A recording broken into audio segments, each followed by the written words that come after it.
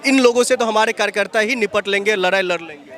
भैया वो तो कुछ भी कह सकता है कि वो सिस्टम है, जिसके हाथ में सिस्टम होता है, जिसके हाथ में लाठी होती है, कहते हैं जिसकी लाठी उसकी भैंस, तो वो कुछ भी कह सकते हैं, उन पे हम नहीं जा सकते। पर मेन मुद्दा क्या है, बच्चों का क्या मुद्दा है, उस पर हम मेन आना है। यदि हम उनके पीछे भाग जाएंगे, तो वो कहते हैं ये दोनों में लड़वा लो, क्या ना अंग्रेजों क्या नीति थी, फूट डालो शासन करो। तो इनके क्या है कि भारतीय जनता के कार्यकर्ता, ठीक है, एक तो वो क्योंकि उनके खिलाफ नहीं जा सकते, जो मान लो जिस इंसान को मानता है, जैसे मैं घर में अपने पिताजी को मानूंगा, तो मैं किसी को, कोई मेरे को बोल देगा पिताजी के खिलाफ, तो मैं नहीं जाऊंगा, ठीक है। वैसे भारतीय जनता पार्टी के भैया जो है, उनके खिलाफ कोई जाएगा नहीं, चाहे वो अच्छा करे गलत करे, कोई बोल नहीं सकता, उनकी हिम्मत नहीं होगी।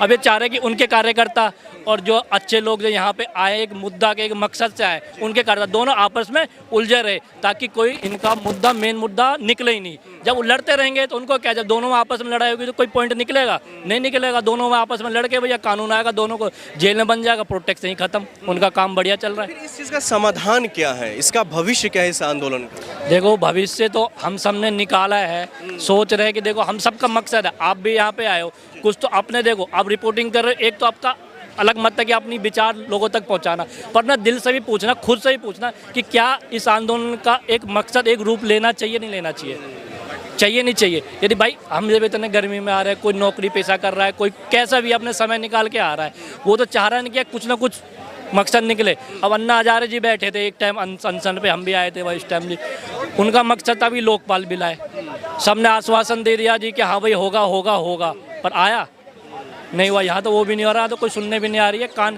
कहते कान में जू नहीं रह पा रहे। पहले गांधी जी के 3 बंदर होते थे, कहते भैया बुरा मत सुनो, बुरा मत देखो, बुरा मत कहो। अब उसका ठीक उल्टा हो रहा है, बुरा हो रहा है आंख बंद कर लो, कोई सही कर रहा है उसको बुरा बोल दो, ताकि उस पर गलत आरोप लगा दो, गलत सिद्ध करवा दो, ताकि वो बुरा ही हो जाए। तो वो सब उल्टा ही चल रहा है जी। लेकिन अभी लगातार सोशल मीडिया पे एक काफ़ी सवाल जो वायरल हो रहा है, कह रहे हैं यहाँ पर स्टूडेंट कम और अभिभावक ज़्यादा है, पढ़ने लिखने वाले बच्चे अपने घर पर बैठ कर पढ़ाई कर रहे हैं, कोचिंग अटेंड कर रहे हैं। भाई साहब मैं आपको बता दूं, जो आज अभिभावक आए हैं कभी कभी ना एग्ज़ाम दिए होंगे, ठीक है। मैं आपको बता दूं, मैं कम से कम अपने जीवन, मेरी उम्र है 32 साल, ठीक है। लास्ट टाइम अभी पिछले मार्च में भी मैं पेपर देने गया था रेलवे का, ठीक है। तो क्या ज़रूरी नहीं है कि हम भाई वो जीवन जी के नहीं आए, ठीक है। हमने तो पेपर दिया है ना भाई, हमने भी तो कभी बच्चे के जीवन जिया है ना। नेट पेपर हुआ या कोई भी एग्जाम हुआ, लीक हुआ, क्या लेखपाल का पेपर होता था, लीक हो जाता, पता लगे पेपर दिया लीक हो गया, क्यों भाई उस टाइम क्यों होता था हैं?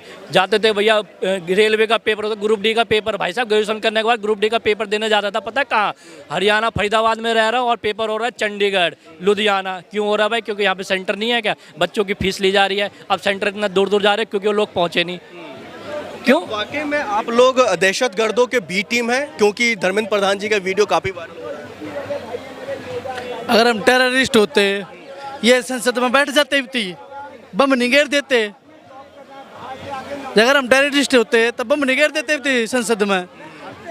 आज संसद में बम पड़ा तो सब कम ठीक है, ठीक है। फिर किस तरह सवाल जवाब करेंगे ये? फिर किस तरह कहेंगे टेररिस्ट जब ये नहीं रहेंगे? तो ये तेरी बात का जवाब हो गया। और दूसरा पूछ, सवाल ये भी है, जो नवीन नितिन जी है जो अध्यक्ष है, वो कह रहे हैं इन लोगों से हमारे कार्यकर्ता लड़ाई लड़ लेंगे, इन लोगों से हमारे कार्यकर्ता इनको देख लेंगे, हमें लड़ाई लड़ने की जरूरत है। खतरा में लड़ना रे जो कार्यकर्ता है, जो वे भेजो उन्हें कहो ना, तो वे आवारा था तो जो आवे है, हाँ उनती लड़नती था बैठे में आओ, क्या बात होगी बता? जुकर भी तुम कहते हो, अगर प्रशासन थारा साथ दे है तो कोई बात ना, आओ प्रशासन ने भी लेके मरण मारण पाओ, कोई दिक्कत मार रहे हम भी करता, फालतू है। खाली भैं बैकरण या मतलब ये माथे में काट देंगे, 1 मिनट में नीचे गिर देंगे, ठीक है। कुत्ता भी ना छोड़ेंगे घर में, कदे बहम होवे, ठीक है। और ठाक देख लिए इतिहास है, पुराना बता दूंगा उतर, जो भी चूतिया मानते हो, कुत्ते भी ना छोड़ेंगे घर में। क्या लग रहा है जो यहाँ पर जो उनकी क्या जिम्मेदारी? देखिए उनकी जिम्मेदारी कुछ भी नहीं है, उनकी थोड़ी मजबूरी भी है और वो लालची भी हैं, वो दलाली कर रहे हैं। मजबूरियां ये हैं कि अगर वो सरकार से सवाल पूछेगी, इनकम टैक्स, सीबीआई, ईडी तमाम चैनलों पर छापा मारेगी, उनके लाइसेंस को कैंसिल कर दिया जाएगा, उनके चैनलों पर विज्ञापन सरकारी आना बंद हो जाएंगे। और सरकार के साथ जो उद्योगपति घराना है, जो देश लूटने में सरकार के कंधों से कंधा मिलाकर चल रहे, वो विज्ञापन नहीं देंगे तो धाराशाही हो जाएगा। अब लालची ये है कि हर आदमी को तो हाथी पर बैठने का मन है, हर आदमी को तो राजा बनना है, हर आदमी। अब एक बात बताइए, एक पत्रकार की कितनी सैलरी है? बहुत कम पैकेज होता है। आप बताइए, अंजना ओम कश्यप का बेटा अमेरिकन एम्बेसी स्कूल में पढ़ता है, उतना सैलरी है क्या अंजना ओम कश्यप का? कहाँ से आता है? कभी सवाल आपने पूछा? रजत शर्मा जैसे लोगों को कैसे अवार्ड मिलता है? अर्नब गोस्वामी जैसे लोग, मामूली सा एंकर 10-10 भाषाओं में चैनल खोल लेता है, चैनल के रजिस्ट्रेशन का फीस कितना है? सुभाष चंद्रा जैसे लोगों के कर्जे माफ़ हो जाते हैं। तो हर आदमी व्यक्ति सिर्फ ये देख रहा है, मस्त राम मस्ती में, आग लगे बस्ती में, अपना काम बनता, बाहर में जाए जनता, उससे कोई लेना देना नहीं है। राम मंदिर से एक सवाल और है कि राम भक्त जो हैं वो उनका कनेक्शन बड़ी ईमानदारी से है, जुड़ा हुआ है। क्या राम भक्त जो है ओरिजिनल, उनको तो नहीं पता कि पैसा ये चोरी हो जाएगा, स्कैम होगा, क्या वो माफ़ करेंगे उन मंत्रियों को, उन नेताओं को, उन पैसाखोरों को? अरे भाई, कौन कह रहा माफ़ करें? आज हमने जयपुर के कुछ लोगों को, श्रद्धालुओं को देखा।